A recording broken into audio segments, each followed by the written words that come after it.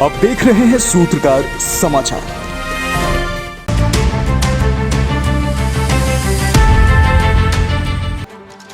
कृषि विधेयक को लेकर झारखंड के कृषि मंत्री बादल पत्रलेख के बयान पर पलटवार करते हुए federation of Jharkhand commerce and industries के अध्यक्ष किशोर मंत्री ने कहा कि नए कृषि बिल से बिचौलियों को फायदा मिलेगा और भ्रष्टाचार बढ़ेगा। इसे जानते हुए भी कृषि मंत्री कैसे बिल लागू करने पर तुले हुए हैं। कृषि मंत्री ने पूछा कि आखिर मंत्री राज्य में गंगा की भ्रष्टाचार बढ़ाने पर क्यों आमदा है। झारखंड चेंबर अध्यक्ष ने कहा कि व्यवसायी स्वभाव से आंदोलनकारी नहीं है, उन्हें अपने से मतलब होता है, लेकिन सरकार व्यवसायियों को सड़क पर उतरने के लिए विवश कर रही है। चेंबर अध्यक्ष ने यह भी कहा कि मंडियों में सुविधा है ही नहीं और 2% सुविधा टैक्स वसूलना चाहती है। ये तो वही बात हो गई कि सड़क और पुल नहीं और टोल टैक्स वसूलेंगे। वही सूत्रकार समाचार के संवाददाता उपेंद्र गुप्ता से बातचीत करते हुए उन्होंने क्या कुछ कहा, देखिए इस वीडियो में। एक ऐसा अभियान इसलिए अपने आप लोग बंद कर रहे हैं कि जो विधेयक लाया गया है वो विधेयक बिल्कुल व्यापारियों को अहित पहुंचाने वाला विधेयक है। इसलिए सारे लोग अपने आप अपनी दुकानों को, अपनी मिलों को बंद करके रोड में उतर गए हैं। व्यापारी कभी नहीं चाहता है कि हम रोड में आए और हम इस तरह का कोई नेतागिरी करें। मूलभूत सुविधा से भी वंचित है और उसके बाद में आप जो है कहते हैं कि हम इसको कर लगाएंगे, इसको संवर्धन करेंगे, सुविधा देंगे। आप क्या सुविधा देंगे? पहले सुविधा दीजिए, पहले रोड बनाइएगा तब ना टोल टैक्स लीजिएगा, कि उससे पहले ही आप सब चीज़ें सुनना चाहेंगे। तो मेरा मानना है कि ये विधेयक काला कानून का विधेयक है। सरकार इसे वापस ले और अगर सरकार को कोई बात को समझना है या कोई किसी तरह का भी विकास की बात करना है तो व्यापारी आपके साथ बैठने के लिए तैयार हैं, चेंबर आपके साथ बैठने के लिए तैयार है। झामुमो ने पीएम नरेंद्र मोदी पर एक बार फिर निशाना साधा है।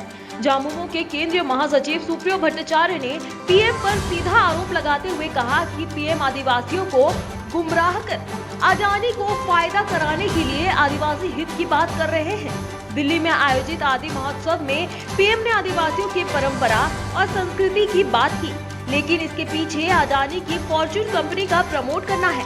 इसके साथ झामुमो ने यह भी कहा कि पीएम नरेंद्र मोदी आदिवासी हित की रक्षा करना ही चाहते हैं तो सबसे पहले 17 धर्म कोड को लागू करना चाहिए, साथ ही 2006 के वन कानून को फिर से लागू करें। माननीय प्रधानमंत्री जी ने कहा ट्राइबल प्रोडक्ट को खरीदो, आह्वान किया कि उनके व्यापार को बढ़ाओ। अच्छी बात है, क्योंकि माननीय प्रधानमंत्री जी का व्यापार बहुत प्रिय विषय है। हम तो कहीं सोच रहे थे कि माननीय प्रधानमंत्री जी ने तो लोकसभा में अडानी पर कुछ नहीं बोला तो शायद आदि पे ही कुछ बोल देते। हालांकि घूम फिर के वो मामला भी आ गया इसमें। उन्होंने मिलेट्स का, मोटे अनाज का बहुत तारीफ की। हम सबको जानते हैं कि इस देश का फूड मार्केट में, फूड ग्रेन मार्केट में, एडिबल ऑयल मार्केट में किल का सबसे बड़ा स्टेक है। तो उस पार्लियामेंट में स्पेशल बिल लाकर सरना धर्म कोड को लागू कर दे जनगणना में और फॉरेस्ट कंजर्वेशन जो रूल 2022 है उसको निरस्त कर दे और एक कड़ा संदेश दे कि हम फॉरेस्ट राइट एक्ट 2006 को पूरी तरह से इंप्लीमेंट करवाएंगे, तभी यह महोत्सव का कोई सार्थक संदेश जाएगा। झामुमो विधायक चिमना लिंडा ने 16 फरवरी को रांची के एचईसी जगन्नाथ मैदान धुर्वा में आदिवासी अधिकार महारैली का आयोजन किया, जिसमें आदिवासी मुद्दे से जुड़ी 16 सूत्री मांगों को लेकर रैली निकाली गई। वही रैली में विधायक चिमना लिंडा के साथ झामुमो के सीसी विधायक जिग्गा सुसरंज बोरो भी शामिल हुए। दोनों नेताओं ने मंच पर हुंकार भरी। बता दें कि इस रैली में लाखों की संख्या में आदिवासियों ने भाग लिया, जिसमें दक्षिणी छोटानागपुर और कोल्हान के लाखों आदिवासी शामिल हुए।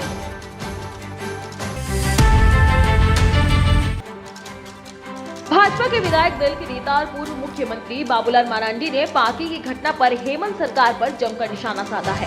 प्रदेश भाजपा कार्यालय में हुई प्रेस वार्ता में उन्होंने आरोप लगाया कि सरकार उन्मत्त को बढ़ावा दे रही है। विधि व्यवस्था के मसले को भी वोट बैंक और तुष्टीकरण के नजरिए से देखा जा रहा है। उन्होंने कहा कि तोरण द्वार को लेकर दो पक्षों में पत्थरबाजी, मारपीट और आगजनी हुई। यह अचानक हुई घटना नहीं, बल्कि सुनियोजित तरीके से घटना को अंजाम दिया जा रहा है। उन्होंने क्या कुछ कहा, देखिए इस रिपोर्ट में। वकीलों को हायर करे, 2-4 करोड़ टका खर्च करे और झारखंड में ही स्थानीय और नियोजन नीति बनावे, उसके लिए फेंका फेंकी नहीं करे, क्योंकि राज्य सरकार के अधिकार क्षेत्र में है। आज राज्य में जो सरकार है वो पूरी तरह से आप कह सकते हैं वोट बैंक की राजनीति के कारण के खातिर पूरे राज्य को सांप्रदायिक हिंसा में झोंकने की एक प्रकार से वो तैयारी कर रहे हैं।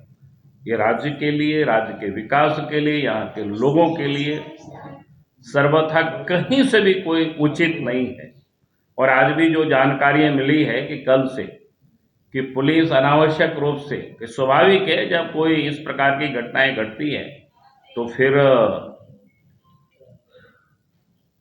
रिएक्शन होता है। तो जिस प्रकार से धड़ पकड़ या लोगों को परेशान करना, तो मैं कहूँगा कि भाई सरकार को संयम बरतना चाहिए। चाईबासा से एक बड़ी खबर सामने आ रही है। भाकपा माओवादियों ने राज्यव्यापी प्रतिरोध दिवस पर पश्चिमी सिंहभूम जिले में बीती रात जमकर तांडव मचाया। चाईबासा के पश्चिमी सिंहभूम जिला के अंतर्गत गोइलकेला थाना क्षेत्र में पंचायत भवन को उड़ाया गया। घटना करीब रात्रि 1:25 की थी। वहीं नक्सलियों द्वारा दीवार पर लिखे गए लेखन में बताया गया कि 12 से 24 फरवरी तक भाकपा माओवादियों ने राज्यव्यापी प्रतिरोध दिवस मना रहे हैं। वहीं माओवादियों ने मुफस्सिल थाना क्षेत्र में दूसरी घटना को अंजाम दिया। सतवा गांव से करीब 1.5 किलोमीटर की दूरी पर बरकेला और नगौदा गांव के बीच बम विस्फोट कर पुलिया को उड़ा दिया गया और सड़क पर विशाल पेड़ काटकर रास्ता पूरी तरह बाधित कर दिया गया। वहीं इस मामले में एसपी ने कहा कि मामले की विस्तृत जानकारी नहीं मिल पाई है। घटनास्थल का जांच करने पर ही सच सामने आएगा।